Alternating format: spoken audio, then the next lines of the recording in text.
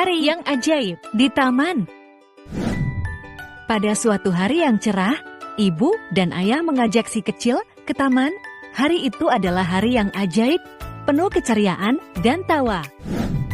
Di taman itu, ada ayunan yang naik turun.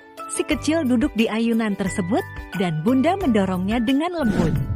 Hei, si kecil cekikikan dan merasa seperti terbang di angkasa. Kemudian, mereka pergi ke perosotan. Ayah mengangkat si kecil dan menempatkannya di bagian atas. Mereka pun meluncur ke bawah. Puas!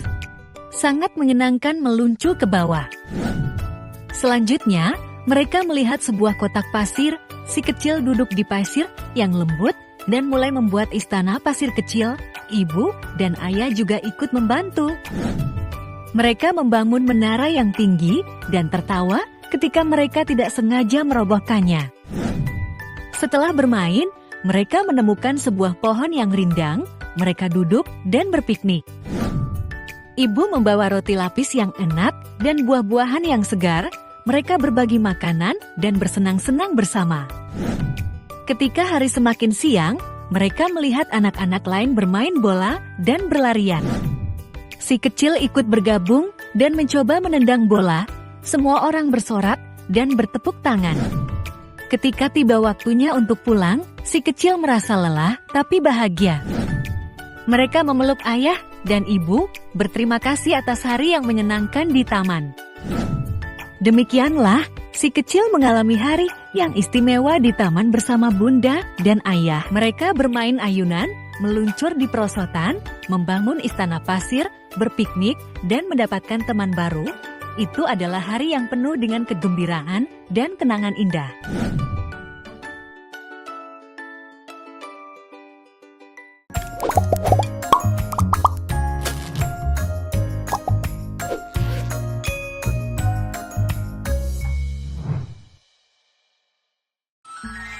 Petualangan Sang Naga Pemberani.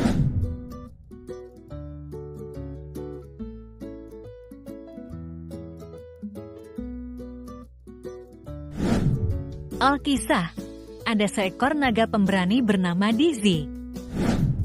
Dizzy tinggal di sebuah gunung besar dan senang terbang di langit biru yang cerah. Suatu hari, teman-teman Dizzy, seekor beruang yang baik hati bernama Benny, dan seekor kelinci yang ceria bernama Ruby datang berkunjung. Namun, ada sebuah masalah. Sungai di dekat rumah mereka kehabisan air. Hewan-hewan itu sedih karena mereka tidak punya cukup air untuk minum. Dizzy memutuskan untuk membantu teman-temannya. Dizzy, maukah kamu membantu kami mencari air lagi? Tanya Benny. Tentu saja, aku akan berusaha semampuku, kata Dizzy dengan berani. Dizzy dan teman-temannya pun memulai pencarian mereka.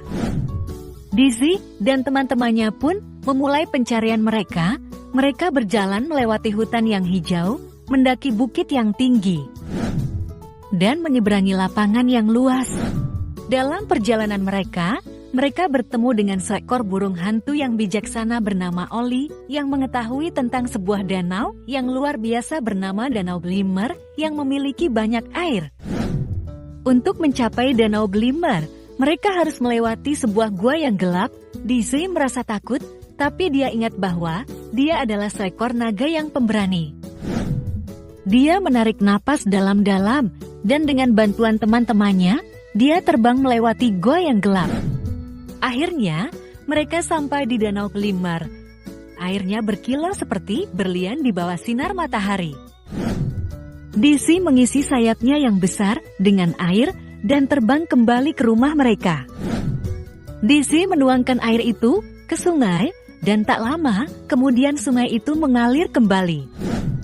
Semua hewan merasa senang dan berterima kasih kepada Dizzy atas keberanian dan persahabatannya. Sejak hari itu, Dizzy, Benny, Ruby, dan Oli menjadi sahabat baik. Mereka bermain bersama, dan Dizzy selalu menjaga agar sungai tetap penuh dengan air. Dan begitulah, petualangan naga pemberani berakhir dengan bahagia, dan mereka semua hidup bahagia selamanya.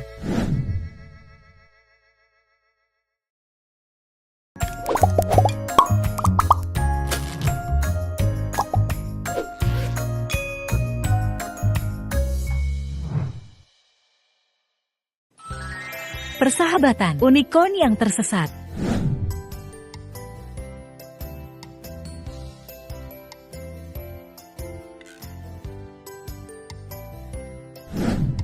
Suatu ketika, ada seekor unicorn yang tersesat bernama Sparkle.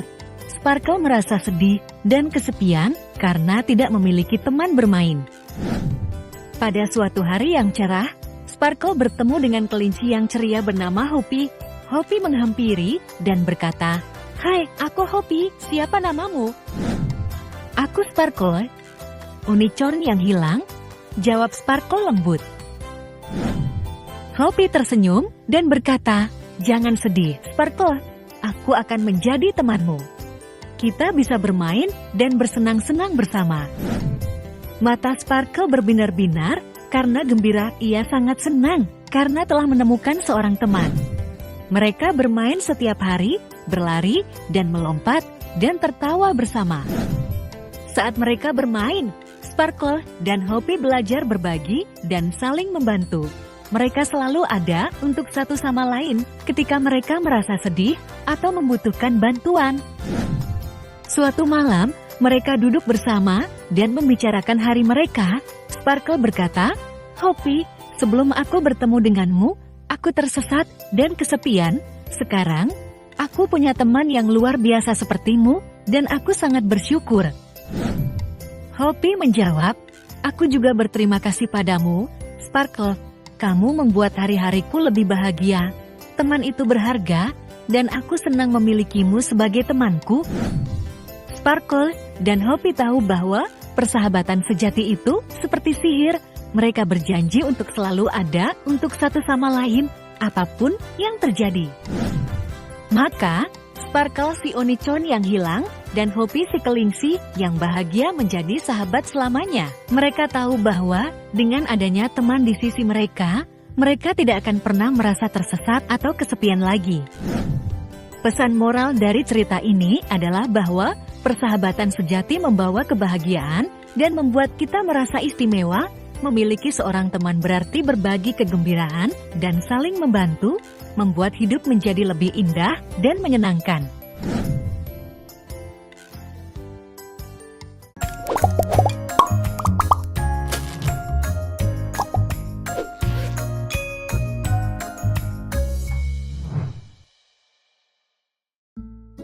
Perjalanan sang kesatria pemberani.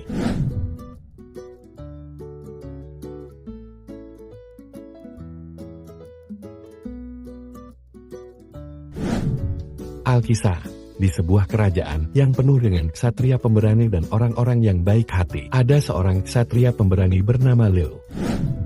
Pada suatu hari yang cerah, raja memanggilnya ke istana dan berkata, "Ksatria Leo yang terhormat, desa tetangga kita telah kehilangan harta karun mereka yang berharga, yaitu mahkota emas. Maukah kamu melakukan perjalanan untuk menemukannya?" Leo mengangguk dengan penuh semangat dan menjawab, "Ya, yang mulia. Saya akan menemukan mahkota emas dan membawanya kembali." Dengan baju besinya yang berkilau dan kudanya yang terpercaya, Leo memulai perjalanannya. Dia berkuda melewati ladang yang luas, menyeberangi jembatan yang kuat, dan berjalan melewati desa yang ramah. Di sepanjang jalan, dia melihat tanda-tanda yang mungkin mengarah pada pencuri itu. Pertama, dia melihat jejak kaki yang mengarah ke hutan yang gelap. Leo mengikuti jejak kaki tersebut, namun jejak kaki itu menghilang di antara pepohonan. Sepertinya pencuri itu lenyap. Selanjutnya, dia bertemu dengan seorang pria tua yang mengatakan kepadanya bahwa dia melihat seseorang yang mengenakan jubah gelap melarikan diri dari desa ketika mahkota emas menghilang. Leo berterima kasih kepada pria itu atas informasinya dan melanjutkan pencariannya. Ketika Leo berjalan lebih jauh, dia melihat jejak perhiasan berkilau terjatuh di tanah. Dia berpikir bahwa itu mungkin milik mahkota emas. Dia mengikuti jejak tersebut, dan itu membawanya ke sebuah goa tersembunyi.